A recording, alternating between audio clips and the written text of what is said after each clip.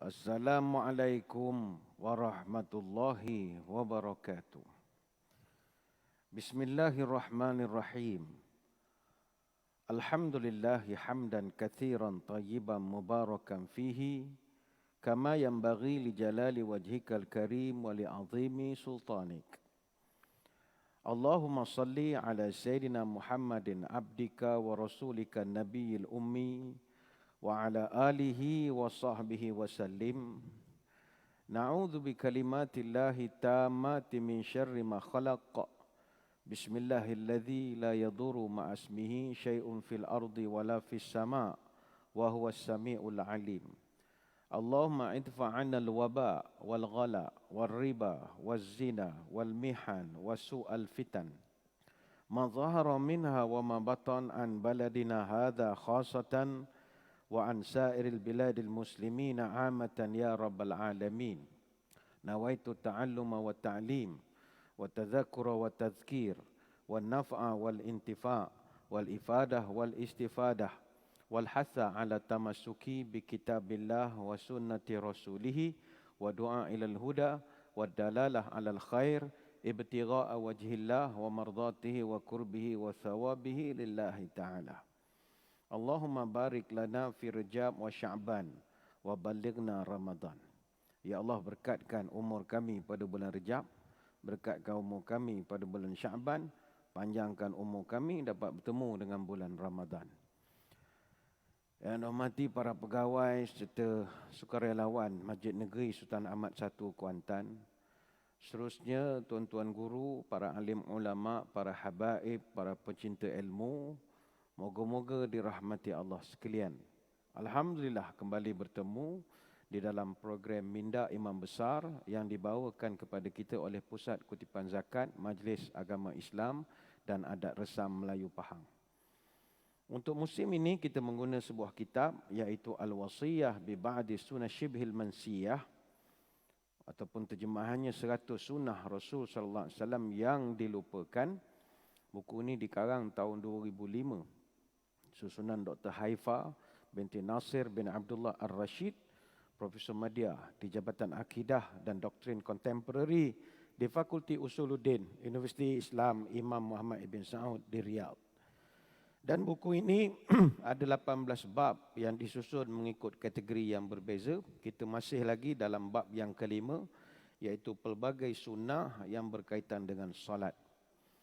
Pada kesempatan pertemuan yang lalu, kita telah pun bahaskan tentang bacaan solat Isya' muka surat 68 sampailah bab bacaan solat subuh hari Jumaat muka surat 75.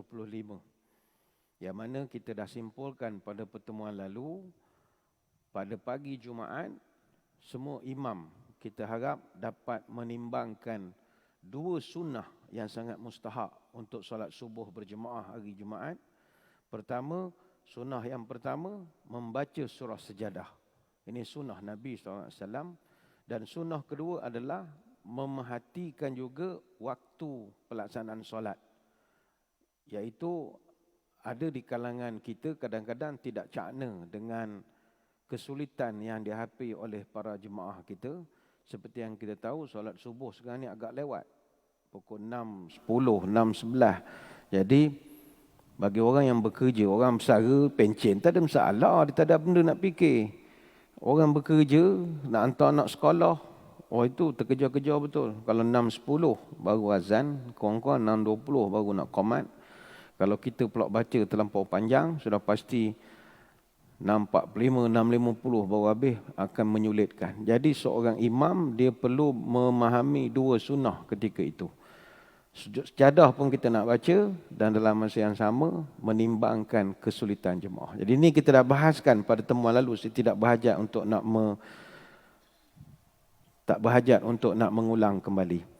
Pagi ini kita akan bincangkan bab yang baru, iaitu bacaan pada 2 rakaat solat sunat subuh. Ini muka surat 77. Bacaan pada 2 rakaat solat sunat subuh. Bismillahirrahmanirrahim. Terdapat 2 bacaan pada 2 rakaat solat subuh. Pertama, membaca surah Al-Kafirun dan surah Al-Ikhlas. Daripada Abu Hurairah radhiyallahu anhu, anna Rasulullah sallallahu alaihi wasallam qara'a fi raq'atai al-fajr qul ya ayyuhal kafirun wa qul huwallahu ahad. Rasul sallallahu alaihi wasallam membaca qul ya ayyuhal kafirun dan juga qul huwallahu ahad pada 2 rakaat subuh. Yakni solat sunat subuh. Ini hadis riwayat Muslim, Abu Daud, Nasa'i dan Ibnu Majah. Ataupun yang kedua, membaca ayat 84 hingga 85 daripada surah Ali Imran, yang mana kata Ibnu Abbas radhiyallahu anhu, Rasul SAW membaca qulu amanna billahi wa ma unzila ilaina. Ini Al-Baqarah ayat 136. Dan juga yang tersebut dalam surah Ali Imran, qul ya ahlal kitabi ta'alau ila kalimatin sawa'in bainana wa bainakum. Ini surah Ali Imran ayat 64 pada 2 rakaat subuhnya. Hadis Muslim, Abu Daud dan juga Nasa'i. Jadi ada perbahasan para ulama, menurut An-Nawawi dan pendapat jumhur ulama, disunatkan membaca satu surah setelah Al-Fatihah pada kedua rakaat, iaitu dengan kedua-dua surah atau ayat tadi.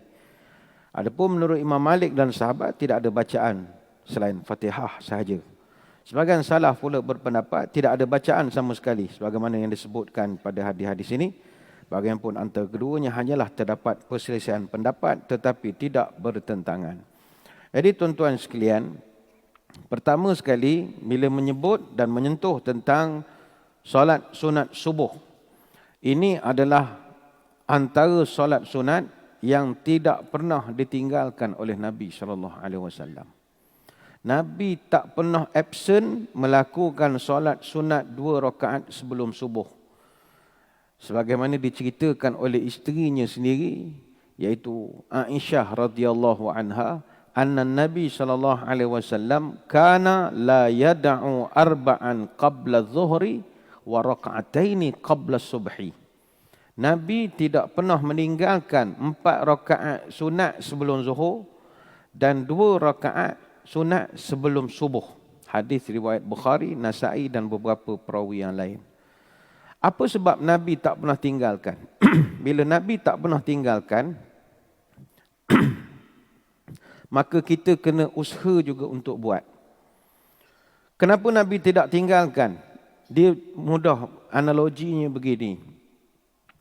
Kalaulah ada orang datang pada kita, menawarkan kepada kita duit 1 bilion. Tuan-tuan puan-puan nak atau tidak? 1 bilion. Puan, saya nak bagi puan 1 bilion. Atau tuan, saya nak bagi tuan 1 bilion ringgit. Bukannya rupiah, 1 bilion ringgit. Adakah tuan-tuan puan-puan akan menolak? Payah nak menolak. Mana tak on the spot menolak. Kalau menolak pun lepas 2-3 hari berfikir. Tetapi biasanya orang akan terima. Baik. Kalau Allah tawarkan kepada kita satu ibadah yang kalau engkau buat, aku akan kurniakan kepada engkau nilainya lebih baik daripada dunia dan isinya.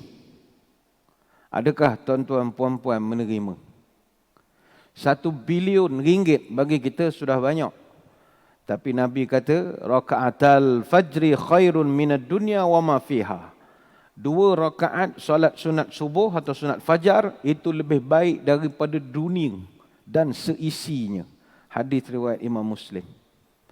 Berapa orang yang terliur dengan tawaran ini? Tak ramai. Orang lebih terliur dengan tawaran dividen sekian-sekian persen, bonus sekian-sekian persen, awak melabur ni lepas berapa bulan dapat berapa persen.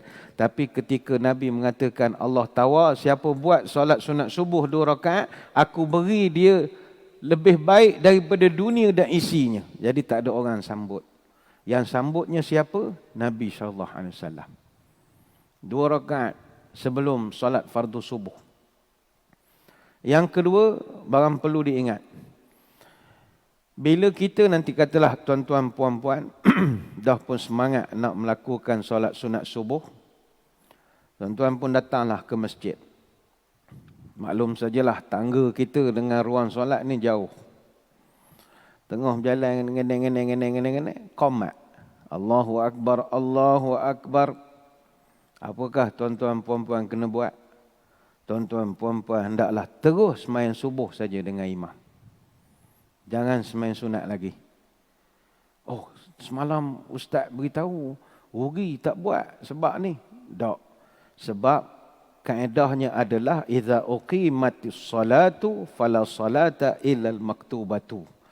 Bila solat dah diqamatkan, bila telah dikumandangkan iqamah, maka tidak ada solat lagi kecuali yang wajib sahaja. Ini hadis riwayat Imam Muslim. Jadi dah tak ada lagi. Maka apa pelajaran untuk kita? Datanglah awal. Ataupun kalau kita sembahyang dekat dengan rumah, sembahyanglah di rumah dulu. Nanti kita akan terangkan ada beberapa sunnah-sunnah yang pelik-pelik lagi. Sembahyang sunat, lepas tu ada baring sikit baru pergi sembahyang. Nanti kita akan sampai pada bab itu. Ini semua sunnah Nabi. Ada satu riwayat daripada Ibnu Buhainah, uqimatus salatu subhi fara'a Rasulullah sallallahu alaihi wasallam rajulan yusalli wal muadzinu yuqimu. Faqala atusalli subha arba'an. Pernah berlaku di zaman Nabi. Masa tu solat subuh dah qomat lah. Allahu Akbar, Allahu Akbar. Tiba-tiba ada satu jemaah masuk. Dia sembahyang sunat fajar, sembahyang sunat subuh. Sebab nak kejar fadilat ni. Masuk dah qomat. Habis sembahyang, dia join sembahyang subuh. Habis sembahyang, Nabi panggil dia. Nabi tanya, atusalli subha arba'an? Awak ni sejak bila sembahyang subuh 4 rakaat ni? Nabi punya soalan tu perik, pedih. Sejak bila awak sembahyang subuh 4 rakaat? Mana Nabi tak gemar. Dalam riwayat yang lain, anna Rasul sallallahu alaihi wasallam mara bi rajulin yusalli wa qad uqimatis salatu subhi fakallamahu bi syai'in la nadri ma huwa. Kata Ibn Buhainah, pernah juga satu ketika Nabi lalu dekat satu orang. Masa tu dah nak qomat. Nabi daripada rumah nak masuk tempat ruang sembahyang, dah qomat. Ada lagi orang sembahyang. Tiba-tiba sahabat nampak Nabi pergi kepada jemaah lelaki ni. Nabi cakap dekat telinga dia, macam berbisik. Falamman sarafna ahadna naqulu madza qala laka Rasulullah. Dah habis sembahyang semua, kami kumun lelaki ni tanya, Nabi bisik amda ke awak tadi? Qala li yushik an yusalli ahadukum subha arba'ah. Tak ada benda. Nabi tanya, sejak bila sembahyang subuh ni 4 rakaat? Itu je Nabi tanya ke saya. Saya silap. Ni hadis riwayat Imam Muslim. Jadi habis guna gaya ustaz, rugilah saya. Ustaz dah lah banding duit bilion-bilion. Saya galat pula lah. Masjid negeri lah parking payah. Dia parking kita ni bukan payah. Parking kita ni kanat dia orang. Orang kerja keliling ni, dia parking di tempat kita. Takkan tiap-tiap pagi kami nak beramuk tuan-tuan, sakit jantung esok. Nantilah akan ada satu ketetapan yang kita akan buat tak lama lagi. Buat masa ni kita ihsan dululah. Sebab baru lepas pandemik ni orang nak cari makan apa semua. Lepas pada ni lah kita tegas sikit. Sebab jemaah kita selalu lewat nak masuk masjid. Jadi timbul pertanyaan. Habis kalau saya tak dan lagu mana ustaz? Kena pula bila terus pula qomat dah. Bila tanya awalnya awak qomat. Dah nak kejar pergi kerja, awak tak apa dah pencen. Oh ya tak ya juga. Mana gaya ni? Saya nak sembahyang sunat fajar ini. Maka sebaiknya kita qada sunat itu selepas daripada sembahyang. Boleh. Sembahyang sunat yang boleh diqadakan adalah sembahyang sunat fajar. Dan ini pernah berlaku di zaman Rasulullah sallallahu alaihi wasallam. Qais radhiyallahu anhu dia bercerita, kharaja Rasulullah fa uqimatis salatu fa sallaitu ma'ahu subha thumma sarafa an-nabiyyu fa wajadani usalli. Rasul sallallahu alaihi wasallam pernah satu ketika keluar lalu dikumandangkan iqamat. Maka kata Qais, aku pun sembahyang subuh bersama dengan Nabi. Kemudian Nabi beranjak pergi dan Nabi tengok aku sambung pula sembahyang 2 rakaat. Faqala mahlan ya Qais. Nabi bertanya, sekejap Qais. Apakah dua solat kamu tadi sama? Subuh dengan hak ni. As-salatani ma'an. Benda tu sama ke awak sembahyang ni? Maka dijawab oleh Qais, ya Rasulullah, inni lam akun raka'tu raka'atayil fajri. Ya Rasulullah, minta maaf. Tadi saya tak sempat nak sembahyang sunat fajar 2 rakaat. Jadi saya habis sembahyang, saya qada balik. Apa respon Nabi? Fala idzan. Kata Nabi, okay, no problem. Mana Nabi tak larang. Jadi kalau tuan-tuan lepas sembahyang subuh, bangun 2 rakaat, cuma orang akan nampak kita macam tak cerdik lah. Berani dia sembahyang 2 rakaat lepas subuh, tak buat dia orang. Orang tak sembahyang sunat lepas subuh, waktu-waktu yang terlarang. Baik itu kalau tuan-tuan nak sembahyang, boleh cari tiang sikit lah. Supaya tak timbul fitnah. Kalau tak orang kata, sesat barat, sejak mengaji masjid negeri, kau sesat tak kira aku ni. Lepas subuh molek pula sembahyang 2 rakaat. Esok tak kena gaya lepas asar pun 2 rakaat juga. Main mengaji dengan Imam Besar. Jadi begitu dah sekarang. Ini saya sebut sunnah yang ditinggalkan. Tapi moleknya manage masa, sembahyang ikut masanya lah. Kalau tak orang akan fitnah kita. Dalam hadis lain, Nabi pernah menyebut, nama an raka'atil fajri faqadahuma ba'dama tala'ati syamsu. Siapa yang tertidur dari melakukan 2 rakaat solat sunat subuh, maka hendaklah dia qadanya selepas terbit matahari. Jadi ada pula satu kaedah yang lain, yang mana ada 2 pendapat ulama dalam menentukan bila waktu kita nak qada sembahyang sunat yang tak dan ni tadi. Pertama, boleh dikerjakan langsung lepas sembahyang subuh. Dan ini pendapat yang dipegang oleh Imam Asy-Syafi'i dan juga Imam Ahmad dalam salah satu daripada riwayat mereka. Dan satu lagi pandangan, tunggulah sampai matahari terbit ataupun waktu syuruk, dan pendapat ini dipegang oleh mazhab Hanafi. Jadi para ulama bersetuju pendapat yang pertama rajih, lebih utama. Maknanya habis, immediately kita buat. Cuma saya sebut tadi, tuan-tuan akan mencari adat. Sememangnya sunnah yang kita belajar daripada awal bab dulu, semua mencari adat. Semua mencari adat. Jadi untuk nak mengelakkan pergaduhan di kalangan masyarakat, cari tiang-tiang sikit, ataupun tunggu matahari naik ke, ataupun sembahyang di rumah pun boleh, tak ada masalah. Baik. Selesai. Dia apa yang mustahak adalah jangan tinggalkan sembahyang sunat qabliyah dengan ba'diyah. Dengan umur-umur kita sekarang ni, saya ingat sembahyang fardu tak ada masalah. Tak payah kempen lah. Memang orang sembahyang subuh, zuhur, asar, maghrib, isyak, subuh ni tak ada hal.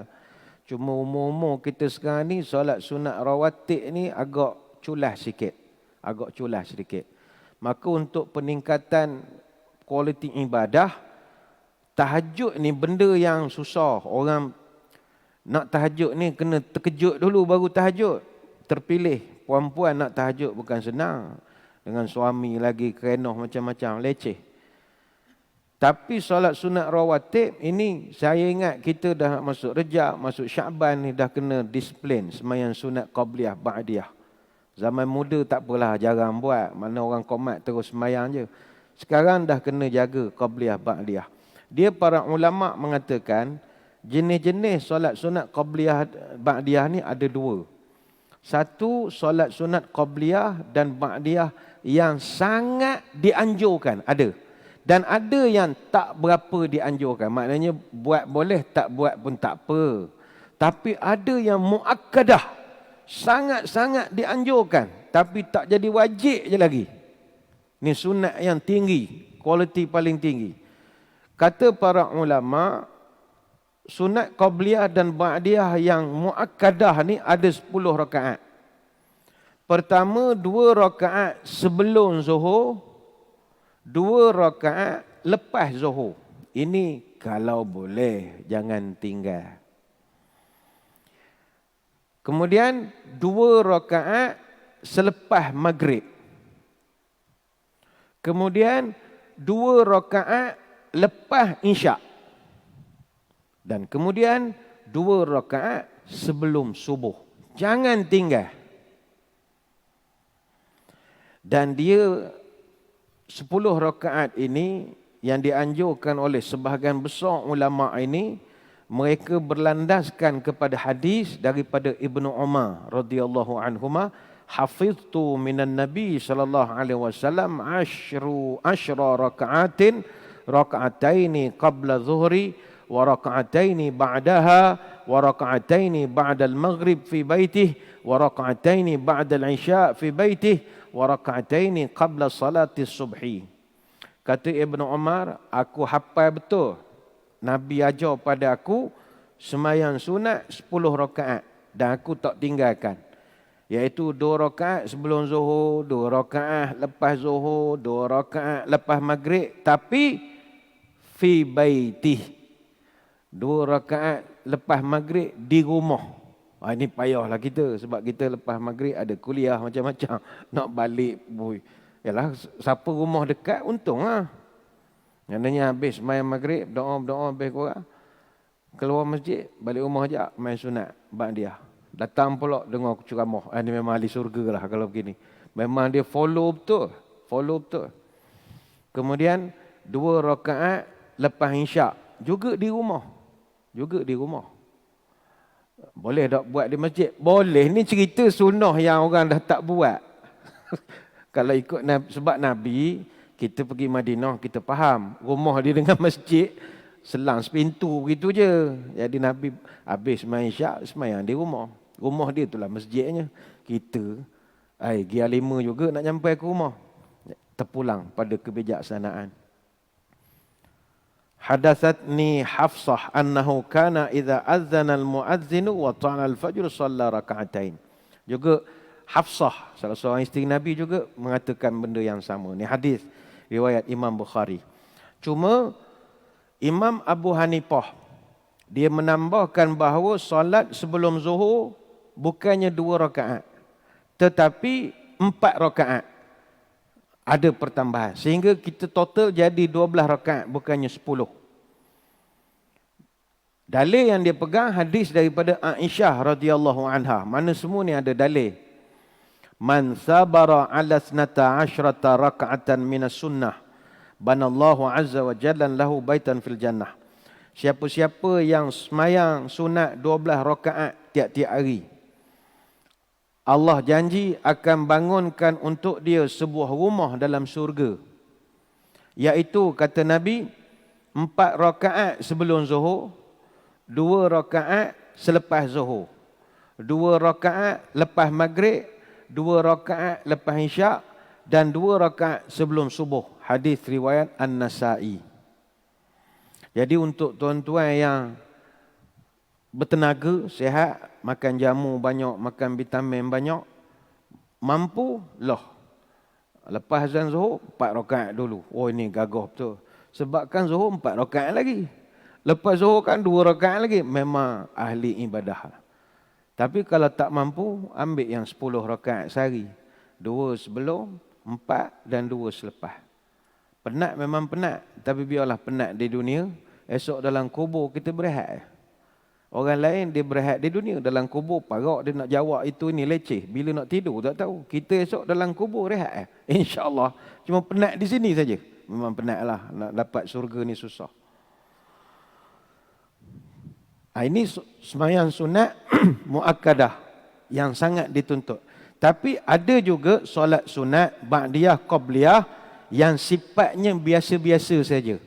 Makna dia bukan sunat muakkadah. Apakah dia? 2 rakaat sebelum asar. Maknanya terpulang. Ini juga berdasarkan hadis rahimallahu mra'an shalla qabla al-'asri arba'an. Allah menyayangi orang yang solat 4 rakaat sebelum sembahyang asar. Ini hadis riwayat Abu Daud. Ada juga hadis yang lain, sembahyang sunat 2 rakaat sebelum sembahyang maghrib. Mana habis sembahyang maghrib 2 rakaat. Tapi saya ingat di tempat kita dah tak ada. Sebab masjid-masjid biasanya siap ada tulis signboard tampai pada mimbar. Azan berapa minit, qomat. Azan berapa minit, qomat. Kalau maghrib, qomat tu 5 minit lepas azan. Mana dia nak ngabur, janganlah lama sangat semayang. Orang nak cepat ni. Orang Tok Imam nak buka lagi bagian-bagian nunggu kawak. Oh letih sungguhlah. Sebab orang nak buka kadang-kadang tu. Jadi tempat kita dah jarang dah orang buat semayang sunat maghrib. Tapi kalau orang buat, jangan bergaduh. Yang awak ni tak mengaji. Kan Nabi kata tak payah buat. Bukan tak payah buat. Dalam hadis Nabi sebut, Sallu qabla salatil maghrib, qala fi thalithati liman sya'a. Semayanglah kamu sebelum maghrib. 3 kali Nabi sebut. Semayanglah kamu sebelum maghrib. Semayanglah kamu sebelum maghrib, liman sya'a. Kalau awak nak, kata Nabi. Mana dia tak tekankan sangat. Kalau you ada free, semua orang okey, tak ada masalah. Semayanglah. Liman sya'a. Jadi orang nak, lah. Karahiyatu an yattakhidhahan nasu sunnatan. Cuma baginda takut orang menganggap ianya adalah sunnah. Ini hadis riwayat Imam Bukhari. Dan juga kata para ulama, sembahyang sunat qabliyah yang tak begitu ditekankan sangat adalah 2 rakaat sebelum isyak. Sebab itu kalau tuan-tuan sembahyang masjid surau, katakanlah ada ceramah. Kadang-kadang ceramah tu dianjak sikit. Lebih daripada waktu masuk isyak. Kadang pukul 9 baru sembahyang. Ada setengah masjid, walaupun pukul 9 dia nak azan juga. Allah. Kata kalau tak azan, pejabat kadi marah. Okeylah azan lah. Pukul 9 pun azan, bantai lah. Yang nak suka kadang, lepas azan, patut kita komat je lah dah pukul 9. Tak, sembahyang sunat dulu. Kau berapa nak balik ni kan? Makan kambing lagi. Pukul 11 balik. Sebenarnya, boleh je tak buat. Tapi selepas kena buat. Bukanlah wajib. Sunat dituntut. 2 rakaat sebelum isyak ni berdasarkan hadis. Baina kulli adhanaini salatun. Baina kulli adhanaini salatun. Qala fi thalitha liman sya'ah. Antara azan dan qomat ada semayang. Antara azan dan qomat ada semayang. Tapi kalau awak nak, kata Nabi. Ayatnya semua kalau awak nak. Itu hadis riwayat Bukhari dan Muslim. Jadi semua ini, kata para ulama, ada dalil-dalilnya. Cuma para ulama mengatakan dalilnya bersifat tak kuat. Biasa saja. Tetapi untuk orang yang semayang 10 ataupun 12 rakaat siang dan malam, itu kuat betul dia punya dalil dia. Jadi saya pesan pada diri saya dah tuan-tuan, dalam umur kita yang meningkat ini, sehakanlah sembahyang sunat, qabliyah dan ba'diyah. Dah berlalu dah zaman muda kita tak dan nak sembahyang ba'diyah, qabliyah, buatlah sekarang. Dan orang muda, mentara lutut kuat, latihlah buat sekarang.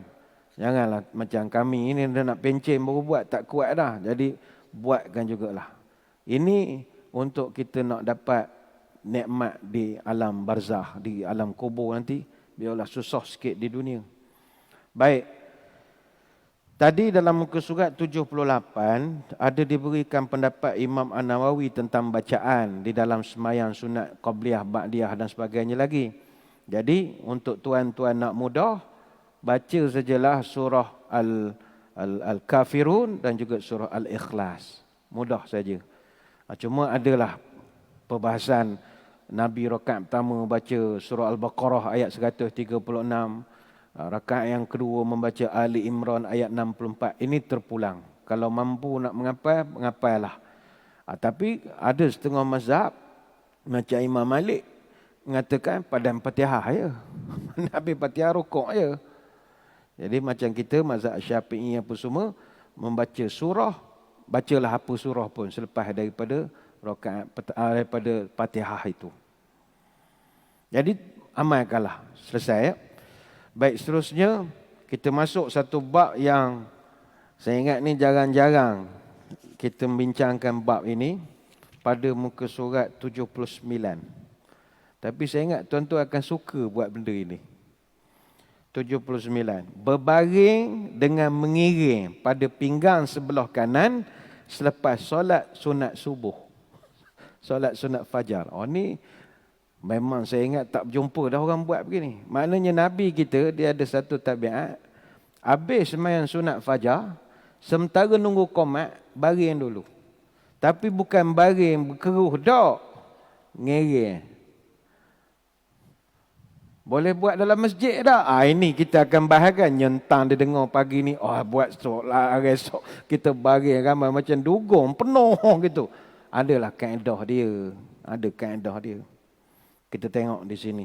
Menurut Al-Alamah Ibn Qayyim dalam Zadul Ma'ad, Rasul sallallahu alaihi wasallam berbaring dengan mengiring di atas pinggang sebelah kanan setelah melakukan solat sunat fajar ataupun solat sunat subuh.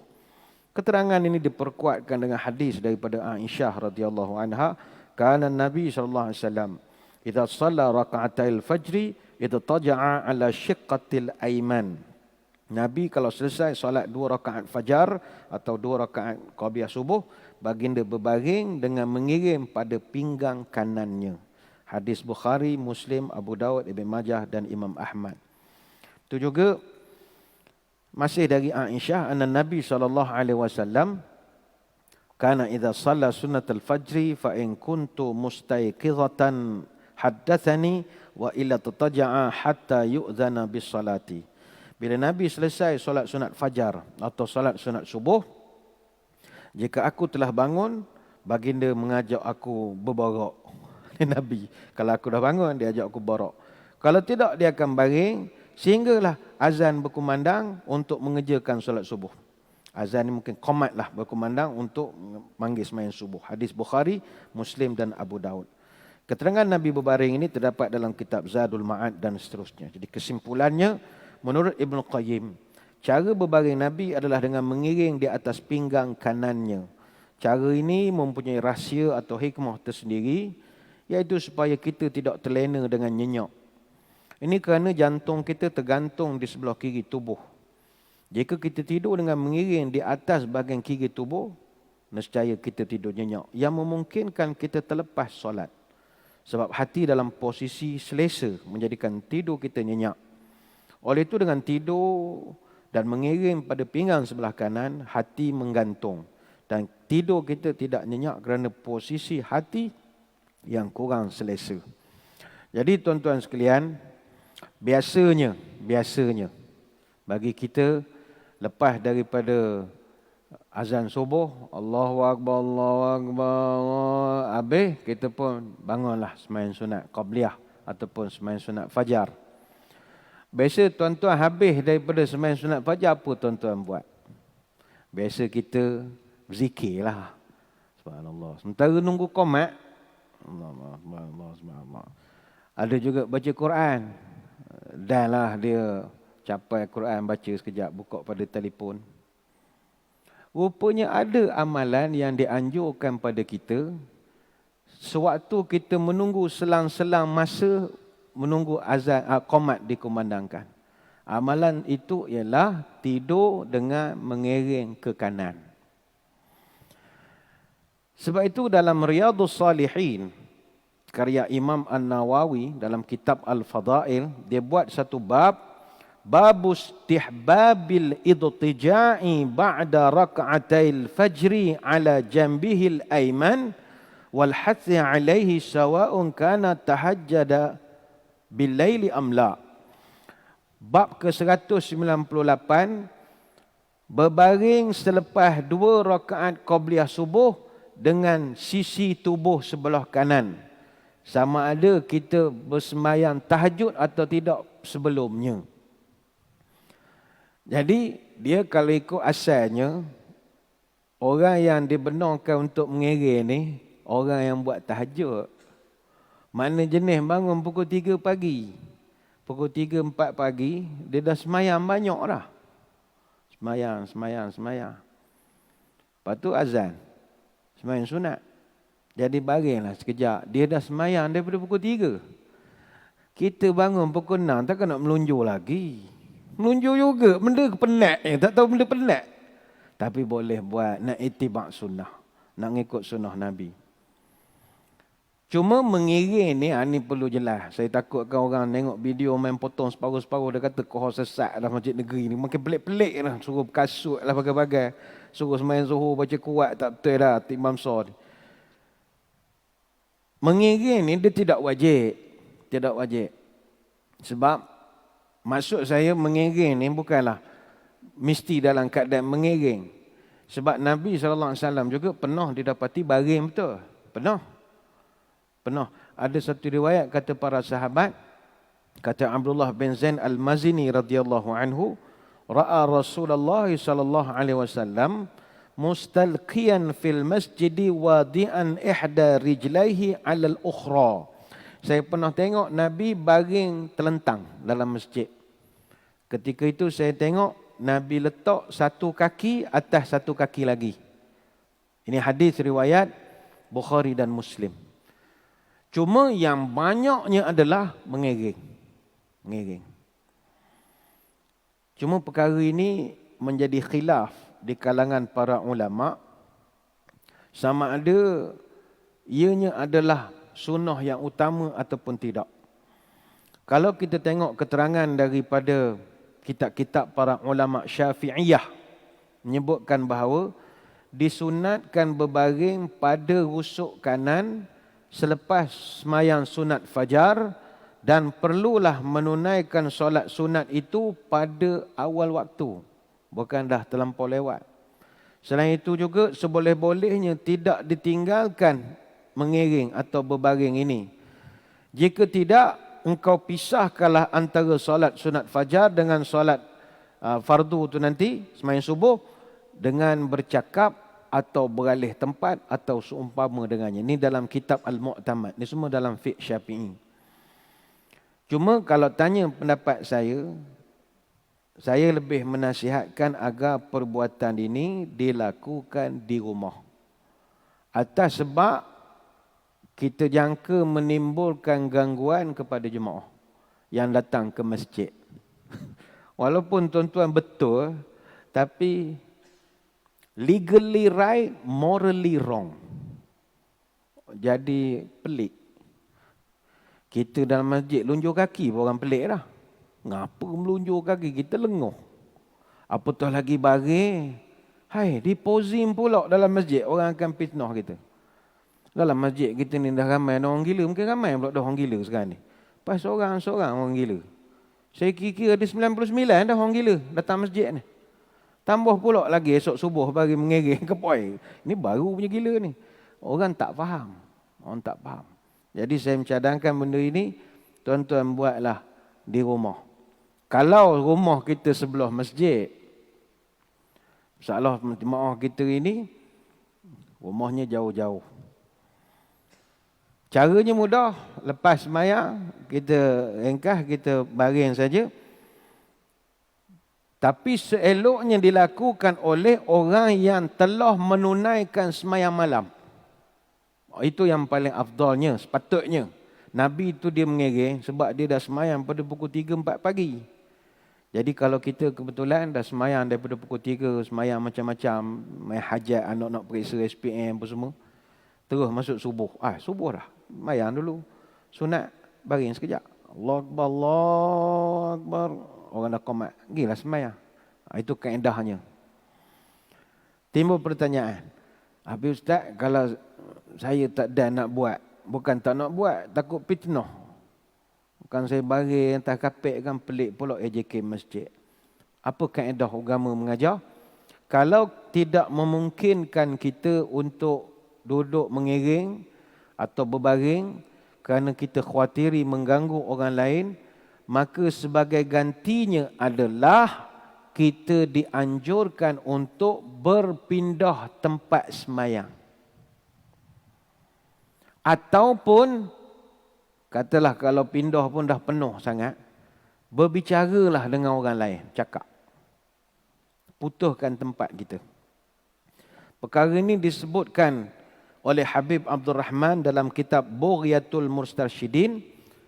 Yasunul ittija' ba'da sunnati subhi ala syakil aiman. Fa in lam yaf'al fa sala bi kalami aw tahwil lakin yakrahu bi kalami dunya. Kata ulama, disunatkan kita berbaring seketika sementara menunggu qomat. Kalau engkau tidak dapat lakukan, maka hendaklah engkau memisahkan diri. Cara engkau memisahkan diri, pertama, engkau berpindah tempat. Contoh, tuan-tuan masuk masjid, sembahyang sunat dekat tiang belakang. Sembahyang sunat fajar. Nanti nak sembahyang subuh, sebab nak baring takut orang marah ke apa, sembahyang subuh, sembahyang tempat lain pula. Mana pindah ke soh lain. Ataupun soh di depan, tuan-tuan tadi sembahyang sunat di soh hujung. Tapi sebab tak dapat nak baring, bila nak sembahyang fardu, pindah hujung belah sini. Timbul pertanyaan, kalau dah penuh macam mana? Saya kalau bangun, tempat saya bila, lalas saya sembahyang kat tangga. Ni kalau bulan puasa selalulah jadi begitu. Kalau bangun habis lah.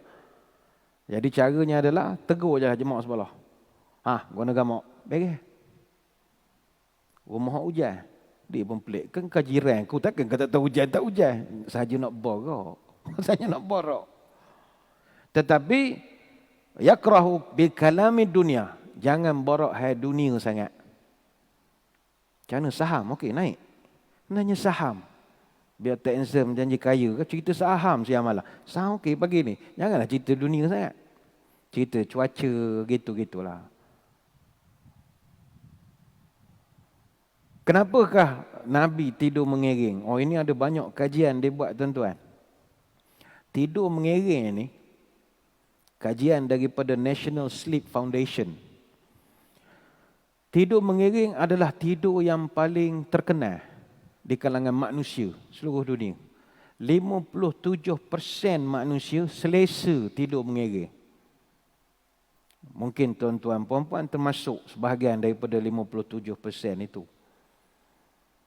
Cuma kita kalau suami isteri, kalau dua-dua nak tidur ikut sunnah mengiring ala ke rusuk kanan ni, maknanya dua-dua tak bercakap lah laki bini tu gaya. Dua-dua mana, seorang mandang dinding, seorang mandang punggung pasangan dia. Tak ada lah, tak bercakap lah sudah. Ini tidaklah wajib, jangan sampai bergaduh. Ramai doktor yang mencadangkan supaya kita tidur mengiring. Sebab tidur mengiring ni membantu untuk mengurangkan tekanan daripada organ dalaman kita. Dan mereka mengatakan benda ni boleh mengurangkan gejala reflux acid. Reflux acid ni, tuan-tuan biasa dengar masalah GERD, G-E-R-D. Sekarang ni ramai orang kena GERD. Dia ingat dia kena sakit jantung. Meninggal dah aku ni. Meninggal dah. Ada kadang, kena COVID dah aku ni, payah bernafas. Orang kata, COVID ni payah bernafas paru-paru. Bila cek, dia kena GERD. GERD ni gastroesophageal reflux disease. Reflux acid. Jadi saya pun nak cerita beri pun bukan fakulti saya. Tapi dia satu benda berkaitan dengan acid lah. Position tidur. Mungkin ada orang warga mah kena kerana faktor makan ubat. Ada. Makan ubat doktor pesan lepas makan ubat. Dia makan pukul 9. Dia makan ubat pukul 11. Memang lepas makan pukul 11. Akhirnya ubat tu tak ada nak bertindak balas pun. Akhirnya jadi asid.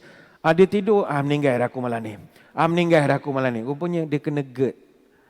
Jadi doktor mengatakan tidur pada posisi mengiring, khususnya posisi kanan ini, lebih banyak menyebabkan lebih banyak asid itu keluar daripada kerongkong kita dan sebagainya. Macam-macam lah. Dia banyak manfaat. Saya ada buat pembacaan baru-baru ini. Orang yang tidur mengiring ni, pertama, kurang masalah jantung. Sebab jantung ni dia terletak sebelah kiri dada manusia. Jadi tidur mengiring sebelah kanan, dia akan dapat mengurangkan tekanan jantung untuk nak mengepam darah ke seluruh badan. Dan juga dia boleh membantu pernafasan kita lebih baik lagi untuk orang kuat berkeruh, kuat berdengkur apa semua. Dan dia boleh merendahkan tekanan darah dan kita boleh dapat tidur yang berkualiti. Tidur mengiring ala ke belah kanan ini. Dan pembacaan yang saya buat juga mendapati orang yang tidur mengiring ke kanan ini dapat merehatkan otak kiri kita. Seperti kita maklum, otak kita terbahagi pada dua bahagian, kiri dan juga kanan. Otak sebelah kanan, dia mengawal anggota sebelah kiri.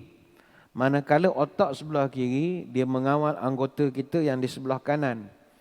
Jadi umumnya manusia ini, sering memakai organ sebelah kanan untuk nak makan misalnya. Hatta dia kidai sekalipun, dia terpaksa juga menggunakan kanan. Kalau tak jadi fitnah.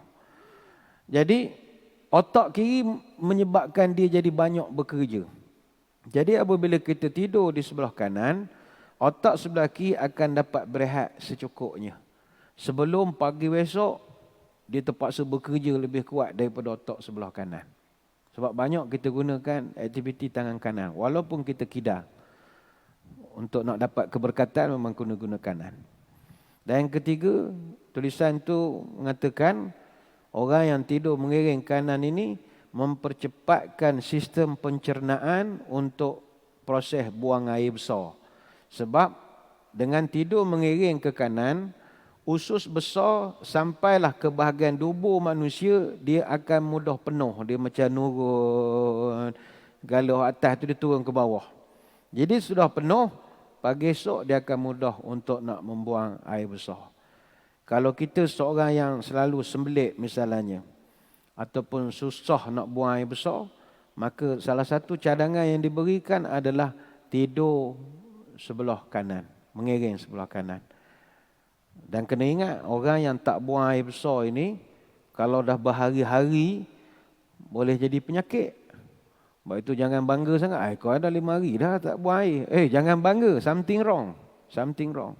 Jadi kalau dah patutnya hari-hari buang air, makanya salah satu cara secara alami adalah dengan tidur sebelah kanan. Jadi bolehlah tuan-tuan kita laksanakan sunnah ini, pagi esok bolehlah buat. Ataupun kalau tak dan, jadikanlah tidur mengiring sebelah kanan sebagai amalan kita. Dah pencet-pencet ni tak apa tidur, tak ngadak muka tak? Tak ada pandang lah belah kanan. Dia orang baru kahwin yang tidur nak tengok muka ni. Tidur dua-dua ngiring kanan, manang dinding lah jawab. Baik, selesai bab Nabi kita mengiring ke arah kanan ini. Saya ingat bab yang akhir lah. Yang ini sebelum kita nak masuk. Sebab ada lagi bab yang pelik-pelik lagi akan datang ini. Jadi saya ingat kita habiskan bab yang muka surat 81. Iaitu imam disyariatkan membaca ayat dengan suara nyaring semasa semayang Zuhur dan Asar. Ini juga jangan dibuatlah. Buat benda tak salah tapi fitnah. Daripada Abu Qatadah radhiyallahu anhu, kana Rasulullah sallallahu alaihi wasallam yusalli bina fayaqra'u fi dhuhri wal 'ashri fi rak'ataini al-ulayaini bi Fatihatil Kitabi wa suratain wa yusmi'una al-ayati ahyanan wa yutawwilu rak'atal ula wa yaqra'u fil ukhrayaini bi Fatihatil Kitab. Kata Abu Qatadah, Nabi mengimamkan kami semasa solat Zuhur dan Asar. Pada 2 rakaat pertama baginda membaca Fatihah dan 2 surah lain. Kadang-kala baginda membaca 1 ayat dan memanjangkan rakaat pertama. Dan pada 2 rakaat terakhir baginda hanya membaca Al-Fatihah. Hadis Bukhari, Muslim, Abu Daud dan Ibnu Majah. Berpandukan hadis ini, Imam Bukhari menulis bab al-jahar bil ayati ahyanan fi salati zuhri wal asar. Sesekali membaca ayat dengan suara yang nyaring pada solat zuhur dan asar. Menurut Imam An-Nawawi dalam bab tersebut, Imam Bukhari ingin menjelaskan bahawa menyaringkan bacaan pada bacaan solat dibolehkan walaupun pada kebiasaannya tidak dinyaringkan. Bacaannya hendaklah secara perlahan, sekadar sunat saja. Menyaringkan bacaan juga bertujuan untuk membiasakan lisan dan untuk memahami makna ayat dengan lebih mendalam. Wallahu a'lam. Menurut Ibn Qayyim dalam Zadul Ma'ad, ada kalanya baginda membaca dengan perlahan ketika zuhur dan asar, namun terkadang baginda memperdengarkan bacaan kepada sahabat. Dan itu adalah huraian para ulama. Jadi benda ini kita pernah discuss ketika kita membaca dan membahaskan bacaan solat zuhur dan asar.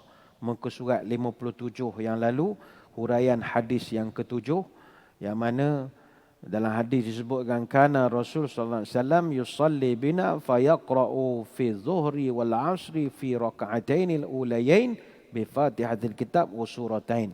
Nabi semayam sama kami Zuhur dan juga Asar, dan baginda membaca Fatihah dan 2 rakaat pada 2 surah pada rakaat pertama. Jadi sahabat dengar Nabi baca. Cuma kita garis bawahkan kata-kata Abu Hurairah, wa yusmi'unal ayata ahyanan. Sekali-sekala saja Nabi buat. Mana bukanlah menjadi satu kekerapan. Maka menunjukkan bahawa terdapat keterangan bolehnya menjaharkan solat Zuhur dan Asar. Cuma ada pihak masjid yang menonton siaran tu tanya, kalau kita orang nak buat boleh? Boleh. Tapi jangan pasang mikrofon. Yang buat tak cerdik tu ngapa? Pasang mikrofon, sekampung dengar. Ingat semua orang dalam kampung tu faham. Tuan-tuan ni je pernah mendengar hadis, orang lain tak dengar. Apatah lagi benda tu mencari adat kita. Orang kaki kecam ni dia bukannya faham. Jadi nak buat boleh. Off mikrofon. Alah semain Zuhur berapa baris sangat tak kalah tak dengar kita takbir Allahu Akbar, bismillah apa semua. Jadi bacalah. Boleh sekali-sekala. Ataupun tuan-tuan di rumah bersama anak cucu semayang.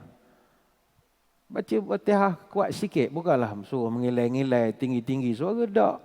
Dia boleh dengar je. Untung-untung dia sama dengan kita berduet. Fatihah sama, baca wal asri sama, cucu main keperangai macam-macam. Baca je. Niat untuk mendidik boleh. Macam kami ada pelajar-pelajar kafar. Ada hari mereka semayang Zuhur, imam baca kuat. Bayangkan kalau jemaah tengok, teruklah kafar masjid negeri, baca kuat Zuhur. Tak, niat nak mendidik. Kepada para pelajar itu, lepas Fatihah baca apa? Itu contoh. Jadi tidak jadi satu masalah. Jadi muslimin muslimat sekalian, perkara ini saya ingat tidak ulas sangat sebab kita telah pun membahaskan pada kesempatan yang lalu. Sebagaimana kita maklum bahawa benda ini ada berkaitan dengan sejarah. Yang mana ketika Nabi hijrah ke Madinah, dapat kebenaran dan kelonggaran untuk dijaharkan suara semayang Zuhur dan Asar. Masa di Mekah, mereka baca slow sebab masih sembunyi-sembunyi. Masih sembunyi. Jadi mereka memang baca slow. Jadi bila pergi ke Madinah, kita dah merdeka, maka ada kelonggaran untuk baca kuat. Tapi sebab dah di Mekah berbelah-belah tahun, semayang tu slow, kekal slow. Tapi ada masa Nabi kuatkan. Sebab kebenaran ada untuk dikuatkan. Jadi macam kita nak kuat boleh, tapi kebiasaan adat kita memang slow lah. Yang penting jangan bergaduh lah dengan masyarakat bab ni nak empas-empas meja. Kata awak sesat, awak ni mana ada Zuhur boleh kuat. Nak kuat, tak kuat sudah. Itu namanya sunnah yang ditinggalkan. Ya. Jadi saya kira kita berhenti dulu setakat itu. Sebab untuk tajuk yang akan datang ni agak panjang sedikit. Cuma untuk makluman, pada minggu hadapan, kelas kita tak dapat nak dilaksanakan. Kerana pertama, kerja-kerja kita untuk masjid ni dah semakin di fasa-fasa akhir. Mereka nak kejar deadline juga untuk Ramadan dan Aidilfitri. Jadi kalau kita selalu sangat guna ruang ni, agak mengganggu waktu siang mereka lah. Jadi mohon izin untuk kita minggu depan nak bagi dia full swing. Nak betulkan beberapa wiring lampu di atas tinggi. Kalau jatuh meninggal ni. Memang tinggi betul ni, kena pakai alat dia. Dan juga minggu depan kami Masjid Negeri ada temuduga perjawatan. Iaitu kita buka perjawatan pegawai psikologi grade S41. Sebab kita tengok ramai orang gila sekarang ni, kita wujudkan jawatan pegawai psikologi. Mana dia ada masalah, dia jumpa dengan pegawai kita cerita. Ada masalah ni, bercakap seorang masa semayang. Kita berceramah, dia berceramah. Kita berceramah, dia berceramah. Macam-macam Hak mengaku jadi Imam Mahdi ada. Mengaku jadi saudara Raja Saudi ada. Macam-macam. Jadi kita lulus dah jawatan untuk pegawai psikologi S41 minggu depan. Tak tahulah siapa berani datang temuduga tu. Lepas tu kita juga buat temuduga untuk pegawai perkhidmatan pendidikan tapi grade DG29. Yang ini untuk diamanahkan kontrol semua silibus-silibus pengajaran di Masjid Negeri supaya proper, ada silibus. Tidak mengaruh orang ni ngajar ini, orang ni ngajar gini, biar ada proper sikit. Dan kita nak maklumkan juga tuan-tuan puan-puan dijemput setiap hari kita di masjid negeri ada ustaz yang kita sediakan untuk semak bacaan. Kita namakan ruangan tu Ruwaq Ahmadi. Sekarang ni ruangan tu terletak di sebelah sana. Sepatutnya di sebelah sini, tiang sebelah sini, tapi sebab ada kerja tengah dia buat. Jadi Ruwaq Ahmadi ni adalah satu ruangan. Ruwaq tu bahasa Arab, maknanya anjung. Ruangan untuk masyarakat datang tahsinkan Quran, nak ngulang hafazan, nak tasmi', nak apa saja. Jangan tanya soalan pekoh pelik-pelik dah lah, sebab ustaz ni di bidang Quran. Jangan perempuan nak tanya soalan paraik apa pening, nyanya ke dia. Fakulti je berbeza. Ni lebih pada Quran. Dia kita panggil Al-Fadhil Ustaz Muhammad Arif Hafizuddin bin Muhammad Fazli Al-Hafiz. Dia mahir dengan Quran. Ni tak ada bayaran. Walk in, datang, duduk, beritahu ustaz, saya nak baca surah ni ataupun nak membetulkan Fatihah. Baca je depan dia, dia akan baiki mana yang patut. Jadi setiap hari Isnin sampai hari Jumaat, tiap-tiap hari pukul 8.30 sampai pukul 5 petang. Boleh datang, pintu pun kita buka.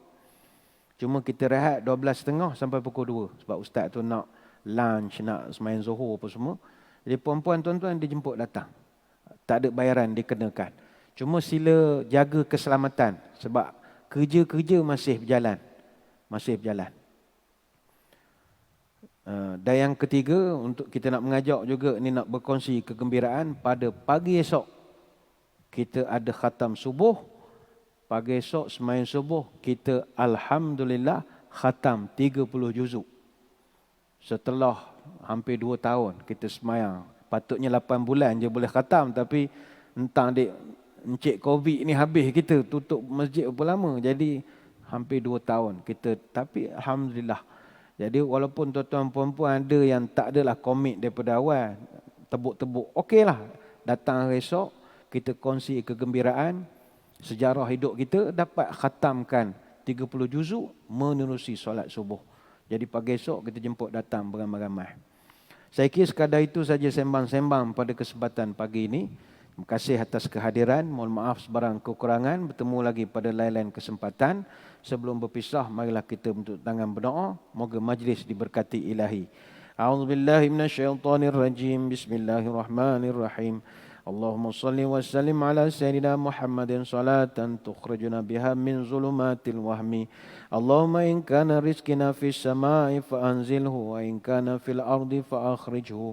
وإن كان معسرا فيسره وإن كان حراما فطهره وإن كان بعيدا فقربه بحق دعائك وبهائك وجمالك وقوتك وقدرتك آتنا ما أتيت عبادك الصالحين. Ya Allah, kalau rezeki kami masih di langit, turunkanlah. Kalau di bumi, keluarkanlah. Kalau susah, permudahkanlah. Kalau haram, sucikanlah. Kalau jauh, dekatkanlah. Berkat waktu duhamu, berkat kecantikanmu, keindahanmu, kekuatanmu, kekuasaanmu, limpahkan pada kami segala yang telah engkau limpahkan pada hamba-Mu yang saleh. Allahumma arinal haqqa haqqan warzuqna ittiba'ah, wa arinal batilan batilan warzuqna ijtinabah, wa la taj'alhu multabisan alaina fanadhila waj'alna lil muttaqina imama. Ya Allah, tunjukkanlah kami kebenaran itu sebagai benar. Rezekikanlah kami untuk mengikut kebenaran. Tunjukkanlah kami yang batil itu sebagai kebatilan. Dan rezekikanlah kami untuk menjauhi perkara batil. Dan jangan jadikan kami keliru atas agama ini hingga kami sesat. Jadikanlah kami orang yang bertakwa sebagai para pemimpin. Subhanakallahumma wa bihamdika nashhadu an la ilaha illa anta nastaghfiruka wa natubu ilaik. Wa sallallahu ala sayyidina Muhammadin wa ala alihi wa sahbihi wa baraka wa sallam. Walhamdulillahi rabbil alamin. Sekadar itu wabillahi taufik wal hidayah. Assalamualaikum warahmatullahi wabarakatuh. Wallahu a'lam.